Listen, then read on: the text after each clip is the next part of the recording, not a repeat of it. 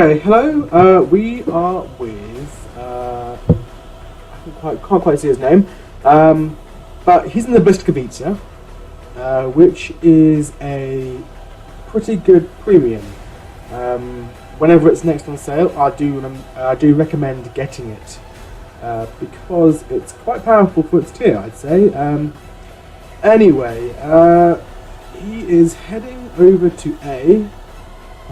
Which is a debatable strategy. A is usually quite open. It's quite bold to go towards A when you are in a DD.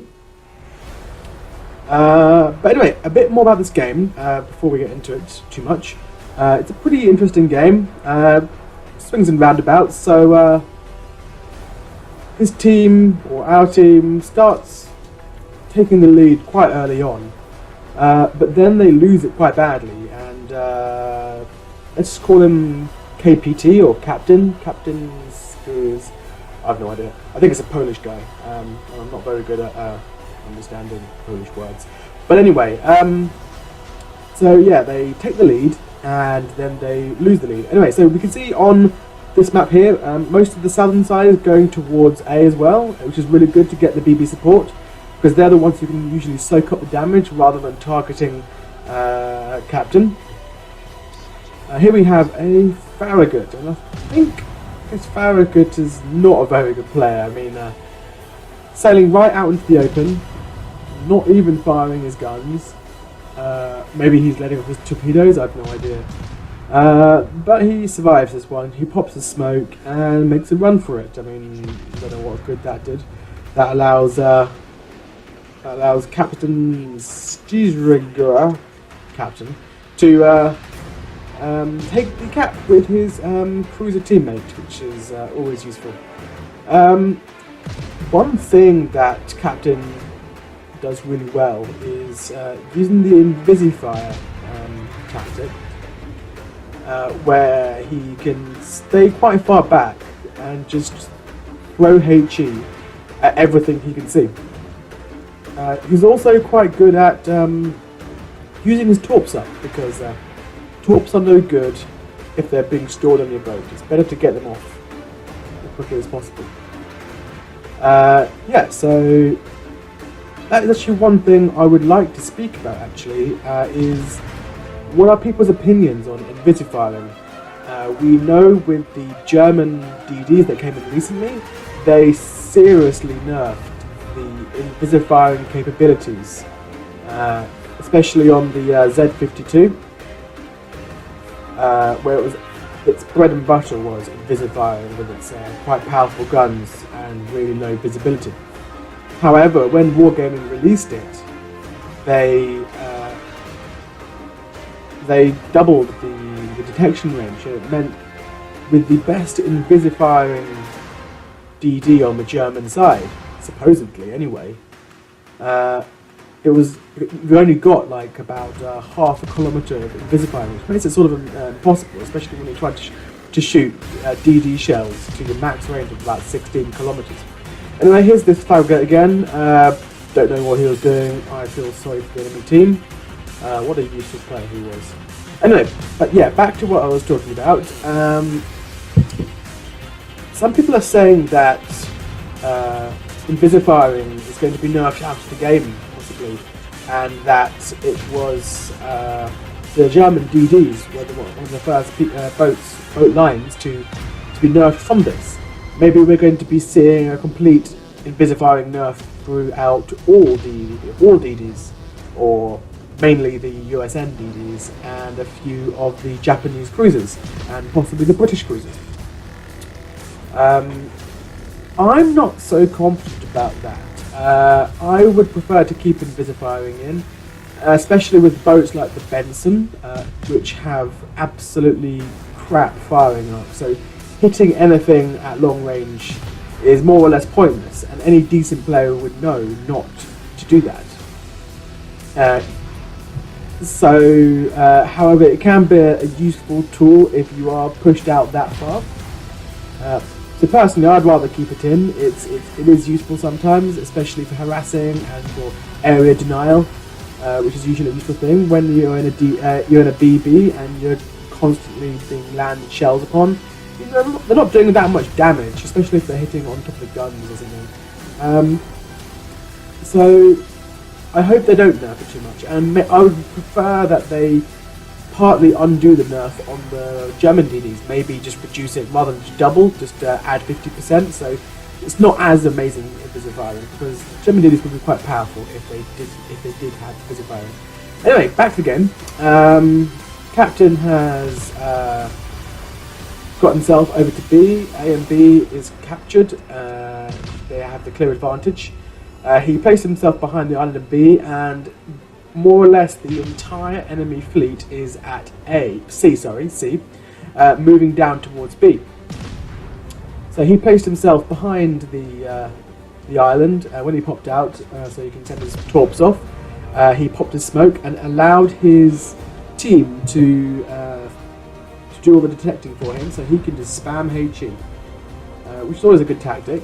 So this guy clearly knows about how to play positionally.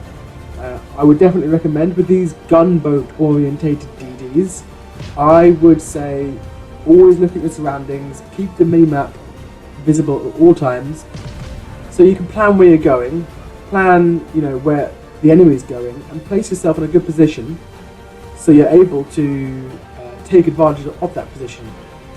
When you're in a gunboat DD, the best way of firing at people is when you're not detected, and if you don't have the luxury of invisible firing, for example in Russian DDs, you're going to need to use your surroundings, such as islands and allies, to be able to effectively fight. I personally have never actually played on the Blyskawica, but I've heard good things about it. It's got 7 turrets, 7 shells, 3 times 2 turrets and 1 times 1 turret, which fire out to 14.4 kilometers, which is pretty decent range for T7, especially with the half decent firing arcs. You don't have to scroll your cursor right across till you can't even see the ship with the Blyskawica, unlike the Farragut. Anyway, so the captain has moved himself out to B, and the entire enemy fleet, rather than piling down into B, which might have been a good idea, they've decided to filter around the outside of these 2 flanking islands. Then he's fortified up his torps, and there's Atlanta, which is a DD's worst nightmare. Luckily he gets a decent torp hit onto him, which is a bonus. However, the Atlanta's still coming forwards, which isn't probably the best play in the Atlanta, especially when there's a whole load of ships coming around the outside. He's going to melt quite quickly.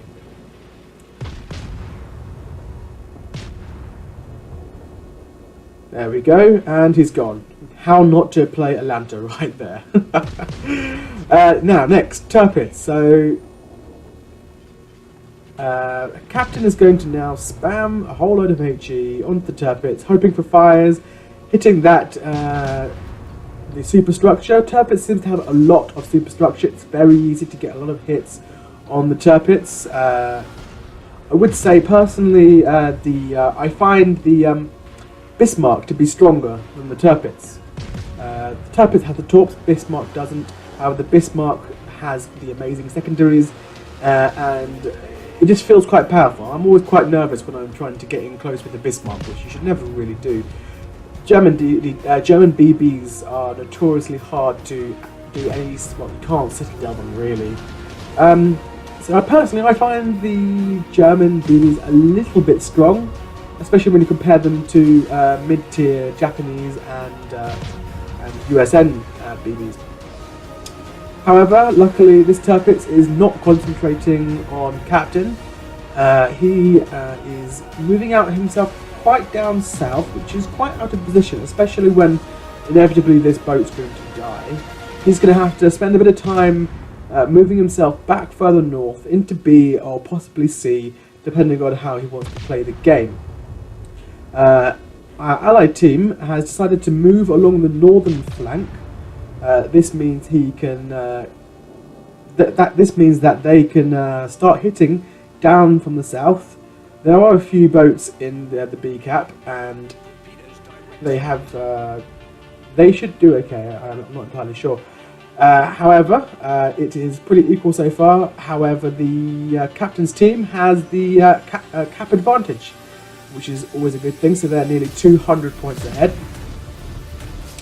One thing I forgot to mention is that there's a cyclone in progress at the moment, which is seriously limiting captain's visibility, which is not good in a gunboat DD because gunboat DDs aren't that stealthy.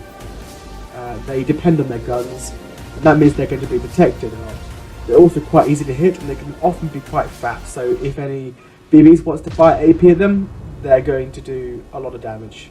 Luckily for Captain, this was an Otago. I didn't actually look. He didn't choose to shoot at Captain. However, fired off some torps. I don't know whether they're from the Otago. I think it was the Otago. I don't know whether they're from the Otago or whether that was from a different DD in B cap. It looks like the enemy is now capping B. Captain's team is now behind on boats. They will soon be behind in caps, and this is where the game starts turning towards the enemy. Oh no, it was a Megami. Sorry about that. Yeah, Megami. Anyway, so Captain's just firing a whole load of shells constantly. He hasn't done a crazy amount of damage yet. It's 8 minutes left in the game, so he's already been in here for 12 minutes, and he's only done 70,000 damage. But the damage just builds up consistently, especially as we get into the latter half of the game. So, also bear in mind, actually, at the start of the game, a division guy of that AFK BB said he'd lost power. So, the captain's team was already 1 BB down at the start of the game. So really, captain's team is down. Is only got 4 working ships left, versus well, it was 7, and now it's 6. So they're still outnumbered by two boats, which is quite hard to play with, especially with the cyclone in progress. Not the easiest environment for captain to be successful in. However, captain's team still has the points advantage, which they got from the early capping. One thing I'd like to mention, actually, if you are on a DD, especially a gunboat DD, always go after other DDs. Not only for your team, but also for your own benefit. Don't forget that XP is counted on the percentage damage that you do to a ship. So if you do 100k damage and you're only hitting Yamatos and Gross Occur first, that could be just 1 ship sunk. Or you could do 15k and sink one DD, and you'll get the same amount of XP. So and also for your team, DDs really dictate the pace of the game. DDs do the spotting, DDs do the capping, DDs can effectively win a game, whereas the other boats more or less provide support and tanking damage. So always attack DDs first, no matter what boat you're in. I always compliment BBs, which can fire a full salvo and take out most of a DD's HP in one shot, because that happens even on over-penetration damage. Anyway, so back to the game. Captain's team have got 3 boats effectively versus the enemy's 5 boats. They have 2 caps and they have just moved ahead in points. So it's just a question of moving in, taking out one at a time. Luckily for the Captain's team, the enemy team decided to do a completely retarded play and decided to go around the northern flanked island on B. This means those boats are effectively out of action for a good few minutes, and leaving this Turtle, this Bayern, to die by himself. I think he survives for a decent time, but it's not a good play to leave your teammates alone while they're being picked off one by one. So when you're playing yourself, just be aware of this. You're more likely to win a game if you get into the battle and support your guys, because they can support you too. rather than desert one of your guys just to die by himself. So firing shells, just putting fire in this guy, it can be really annoying as a BB. I know it's a BB, and it is really annoying sometimes, especially in these premium ships which can never be nerfed. So it's always a good idea to get these slightly powerful than they deserve to be ships, because you know that they're never going to get worse. However, the first ever premium ship I bought was the Murmansk, which at the time was the most powerful premium or ship in the game. It had a pretty decent win rate. It was at about 55% or something like that. So pretty good. However, when I was rechaining my captain to go from the Udaloy to the Khabarovsk, I decided to do it in the Murmansk, and oh my god, it felt so underpowered, especially against the current matchmaking meta, where you're often paired against T7s in your Murmansk, which is really horrible when you're in essentially what is a Phoenix, a slightly upgraded Phoenix, because the Murmansk is based on the Omaha, and the Omaha is based on the Phoenix. So T4 versus T7, especially with all the power creep that's happening in the game, you've got pretty powerful Russian cruisers with pretty heavy guns. You've got the German battleships with their slight power creep. It wasn't that fun to retrain my captain. I hope that changes one day. It wasn't too bad when you're going against T4, 5s and 6. That was alright. Anyway, so captain has fired off his torps and it missed the Otago. However, there was a boat just off his screen, and I think one torp was going to hit him nicely and sink it, which is going to do it. Also, effectively, I've been talking so much, I haven't actually been keeping track in the game. There were 3 enemy teams, enemy boats, versus himself and the AFK guy. And it's been up to captain to take down all 3 boats and win out the game. He managed to cap B again, so he has done 2 cap assists and a whole load of cap defends. And he's doing some pretty decent play. He's using his invisibility and he's moving up towards C to cap C, and he is making sure he can't be seen, staying invisible, and the enemy can't do anything about it. He can still do damage, he can prevent cap, and he can't be seen. I guess this is why some people do want invisifiring to be nerfed, because this guy that's essentially won the game because of invisifying. And there's the High Caliber, which is always nice. High Caliber, Confederate. He's only sunk two boats, but he's already done 434 shells hit, which is quite a lot for any boat, unless you're in the Atazuka, which you can just do thousands in there. So 1 minute left of this game. He's played pretty well. I wouldn't say he's necessarily super carried the team, but he's definitely played a really good team game. He's played the objectives. He's gone to cap. He's been using his advantages, so he can